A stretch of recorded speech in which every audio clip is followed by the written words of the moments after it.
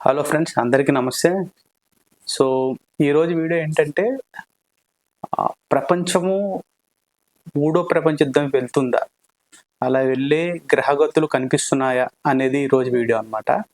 So, నార్మల్‌గా ఏంటంటే ఈ ప్రపంచ యుద్ధం ఇలాంటివి రావాలంటే 100 ఏళ్ళకి ఒకసారి వచ్చే ఈవెంట్ అని చెప్తారు.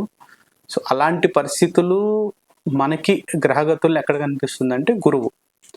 ఈ గురువు అనేవాడు ఏంటంటే మనకి వేదిక్ ఆస్ట్రాలజీ ప్రకారము సాంప్రదాయ జ్యోతిష్యంలో ఈ గురువు అనేవాడు శుభగ్రహం అని చెప్పారు. అంటే సహజ శుభగ్రహము. సో, ఈ గ్రహము ఎవరికి ఎక్కడున్నా సరే, అంటే ఏ లగ్నాల వాళ్ళకైనా పాపగ్రహమైనా, లేదంటే లగ్నాన్ని బట్టి పాపగ్రహమైనా, చెడు స్థానాలు ఉన్నా కూడా గురువు అనేవాడు ఏంటి ఎవరికైనా సరే మంచి చేయాలని చూస్తూ ఉంటాడు, చెడు చేయడనమాట.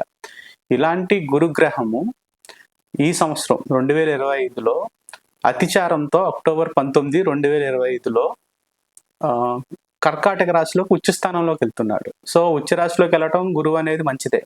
కానీ ఎప్పుడైనా సరే గురువు అతిచారంలో సంచరించినప్పుడు ఏం జరుగుతుందంటే యుద్ధాలు, ప్రళయాలు, సహజంగా వచ్చే భూకంపాలు, ప్రకృతి వైపరీత్యాలు జరుగుతున్నాయి అన్నమాట. దీనికి మనం రీసెర్చ్లో చూస్తే కనుక 2 రకాలుగా చెప్పుకోవచ్చు. ఒకటి మహాభారత కాలం. మహాభారత కాలంలో ఏమైందంటే గురువు అతిచారంలో సంచరించాడనమాట. అంటే సామాన్య శకం, అంటే ఇప్పటి నుంచి ఒక 100 సంవత్సరాల ముందు వెళ్తే గురువు అతిచారంలో సంచరించినప్పుడు మహాభారత యుద్ధం అనేది జరిగి ఆస్తి నష్టము, జన నష్టము, కొన్ని లక్షల మంది చనిపోయారు. రక్తపాతం అనేది సృష్టించబడింది అనమాట.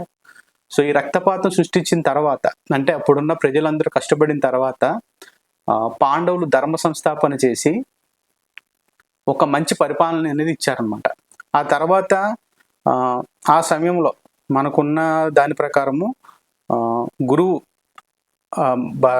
మహాభారత కాలంలో మేషము, వృషభం, మిథున రాశుల్లో చాలా తక్కువ టైంలో మారాడనమాట. అంటే ఒక రాశిలో 1 ఇయర్, దాదాపు 1 సంవత్సరము ప్రయాణించి ఫలితాలు ఇవ్వాల్సిన గురుడు చాలా తక్కువ కాలంలో అనమాట. వృషభము, మేషము, వృషభం, మిథునం 3 రాసుల్లో ఫాస్ట్గా తిరిగాడు. అంటే ఈవెంట్స్ అన్ని కూడా చాలా ఫాస్ట్గా జరిగిపోయినాయి అనమాట. జరగడం వల్ల ఏమిటంటే చాలా మంది ప్రాణాలు పోవడం, ఆస్తి నష్టము, ధన నష్టము జరిగి ధర్మం అనేది నిలబడింది. గురుకారకత్వం ఒకటి చెప్తారంటే ధర్మము. గురువు ధర్మంగా ఉండటానికి, ధర్మంగా ఉండే వాళ్ళని ఇష్టపడుతూ ఉంటాడు. సో, ఆయన ధర్మ సంస్థాపన అనేది చేస్తూ ఉంటాడు గురువు ఎక్కడున్నా సరే ధర్మం అని చెప్తారు. ఆయన 9వ దృష్టి విశేష దృష్టిగా చెప్పారన్నమాట. 9వ దృష్టి ఏం చెప్తుందంటే ధర్మం గురించే చెప్తుందన్నమాట. సో, ఆ ధర్మ సంస్థాపన కోసము మేషము, వృషభము, మిథునంలో ఫాస్ట్గా సంచరించి మహాభారత యుద్ధాన్ని ఆయన ఒక కారకం వేయడనమాట. మహాభారత యుద్ధానికి గురు సంచారం కూడా కారకమైందని మనకి పురాణాల్లో చెప్పారు. అలాగే వేదవ్యాసును కూడా అక్కడ రాసిబడింది.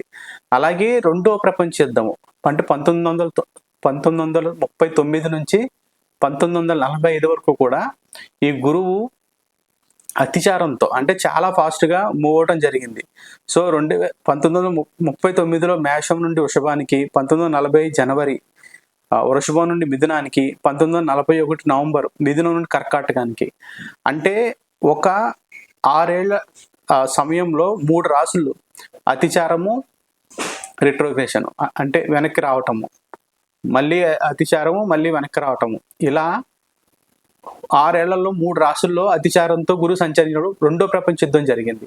అప్పుడు కూడా ఏంటంటే చాలా కష్ట నష్టాలు, రక్తపాతము, ఒక రకమైన భయోందోళనలు అవన్నీ జరిగినాయి. కానీ ఆ తర్వాత ఏం జరిగింది?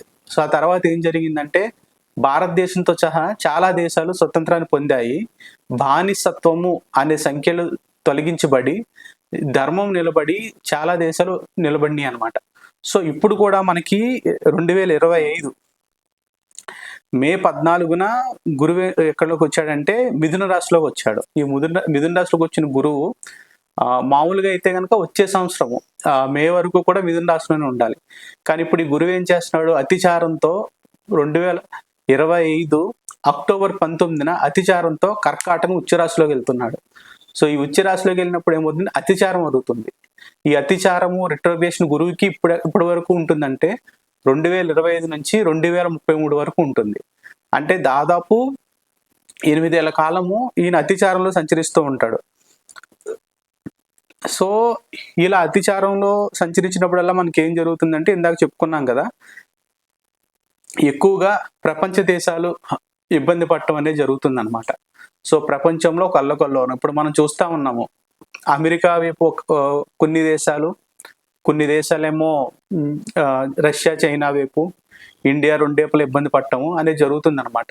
సో, ఇలాగా గురు అతిచారం అప్పుడు యుద్ధ భీతి అనేది కనిపిస్తుంటుంది. మనకి ఇండియా పాకిస్తాన్ పెహల్గాన్ తర్వాత యుద్ధం చూస్తే చాలా ఫాస్ట్‌గా జరిగిపోయింది. అంటే ఎన్ని నెలలు జరుగుతుంది యుద్ధము చాలా తక్కువ టైంలో అయిపోయింది. కానీ ఇంకా మనం రష్యా, ఉక్రెయిన్ వార్ చూసినా చాలా తక్కువ టైంలో అయిపోతున్న వార్‌లు ఎక్స్‌టెండ్ అవుతూ ఉంటాయన్నమాట.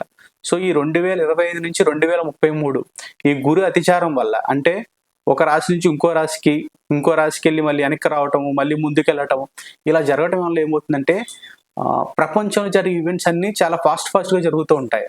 అంటే మనం ఎంత దీనికి పరిష్కారం దొరుకుతుందన్న దానికి దొరకకపోవచ్చు.